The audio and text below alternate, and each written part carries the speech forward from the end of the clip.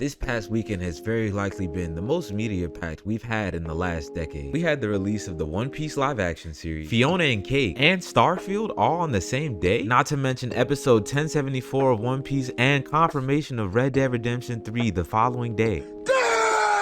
So as you can obviously see, I've got a lot of video making to do. But to start off, let's check Fiona and Cake off the list. And let me start off by saying I'm proud to say it did not disappoint. And I'm grateful for that because I know this is something that a lot of us have been anticipating for a while. I mean, I'm pretty sure the last time many of us saw Fiona and Cake is when we were in middle school, so it's definitely long overdue. And the first positive for the show I can definitely say is that it seems to have grown up with us. You know, Simon, I used to bust your balls about those old stories. Fuck him up, girl! I expect to see a lot more adult humor here, a lot more swearing this time around. Honestly, I have zero complaints about that. Another thing I just loved with my whole heart off rip was the theme song this time around. The lyrics are super raw and real. There's something about the melody behind it that allows it to come across as really pretty, even though the lyrics are super dark. Also a huge fan of the fact that Bubblegum works in a bakery and that Marshall Lee is one of us. Then we get to see Fiona's deteriorating mental state due to the ever-present effects of capitalism. But all the characters we get to re-meet in this bus scene are really nice. Honestly, a tour bus guide seems like the perfect job for Fiona to have in real life. Then Cake ends up tweaking on the bus and gets Fiona fired. That's not good. And during Fiona's walk of shame, we're given a glimpse into her inner psyche and how she's pretty much fed up with the mundaneness of the normal world. And while she can't exactly seem to put her finger on what, she just knows something's missing. Then Marshall Lee convinces Fiona to take Cake to go see a vet, but Cake ends up a little too percolated and teleports through some ice cream, which leads us to the second episode of the series titled Simon Petrikov. And not even 10 seconds in, it confirms that everything we just saw is going on in Simon's mind. But most of us knew that already. And honestly, the context and build up the story gives us to that reveal, especially how it's written into this episode, may have been enough for me to declare that Fiona and Cake truly does have the greatest episodes of Adventure Time, as this one is my new #1 favorite, mainly because of how dark and real it is. But it's basically just 20 minutes of following the inner turmoil going on in Simon's mind after Betty became Golb and he lost the powers of the Ice King. Now he's back to being a regular, normal, late 20th century human in a mystical and magic future that no longer has use for him. We see Simon's struggles in the new world of Adventure Time as he is now dedicated to simply being a museum resort for the other more modern humans, besides all the fangirls who want him to keep writing Fiona and Cake. But he don't really feel like doing all that because that was Ice King's thing and that's not him anymore. We then see Simon visit a bar to try to alleviate his struggles, and then Finn shows up. But the first thing he tells us is that Jake passed away, so we have to fight back tears. Despite how different the dynamic feels without Jake's presence, I sincerely love the fact that Finn spends his time hanging out with Jake's children now. I think that is really beautiful. I know he misses him. Then Simon depresses everyone at the bar stand by telling them that his life no longer has purpose, and he no longer knows what to do with himself without the powers of the Ice King or Betty around him. So then Finn tries to cheer him up by taking him on an adventure, which is something I feel like is long overdue from the first original series. I mean, when you think about it, Ice King was really just an old man with Alzheimer's that they were just bullying all the time. It's really dark. I'm glad it seems that they found a way to work around that in this new series. Then a giant creature attacks and things get immediately visceral. I'm gonna have to censor what actually happens here, but just know that this is not the kid-friendly version of Adventure Time anymore. And after these two get a little red and patch up their wounds, they head their separate ways. And honestly, it was very difficult to not get emotional during this latter half of the episode. I mean, Simon wouldn't even open up to Marceline, who is still with Bubblegum, and I can't lie, that's actually really sweet. Then, after wandering around nearly the entire night in his thoughts, Simon returns home and commits a seance in order to summon Golb and see if there's a way for him to find Betty again. But a goose from the underworld clucks it all up by making him think about Fiona and Cake and accidentally manifesting Cake into the real world from Simon's subconscious mind. And then we're given a tiny glimpse into Prismo's room, where a new dimension is then added to his remote. Absolutely phenomenal episode there. Simon Petrikov honestly has to be my personal #1 favorite episode of Adventure Time. Everything from the way the narrative of this episode comments upon nihilism and struggling to find purpose in life, along with how Simon's experience is contrasted with that going on within Fiona's world in his mind. All of it is just intelligent writing and a prime example of Cartoon Network at its finest. The cliffhanger that the second episode ends on really has me looking forward to episode 3, man. I cannot wait to see how Fiona becomes real and what ramifications that exactly will have upon the land of Ooo itself. Based upon how this episode ended, it does look like that Fiona will end up in Prismo's room somehow and will probably wish to go wherever Cake is, thus causing her to end up in the land of Ooo, which means we will finally get to see exactly how Fiona and Finn interact with one another, and that is what I am most hype about. It really sucks that Jake isn't here. I hope he's able to come back in some way, at least least for an episode, even if it's just a flashback. But overall, I have to say that Adventure Time decided to come back to us with a bang, and I can't wait to see what's next. If you are a fan of the series or enjoyed this video, leaving a like on it and subscribing to the channel would mean the world to me. And make sure you turn on those notifications so you get notified when I upload the breakdown of episode 3 and 4. My name is SunGod, provider of info on all things nerdy, and I thank you for enjoying the video. Also, we're gonna be streaming Starfield daily on this channel, so make sure you guys click the link in my bio.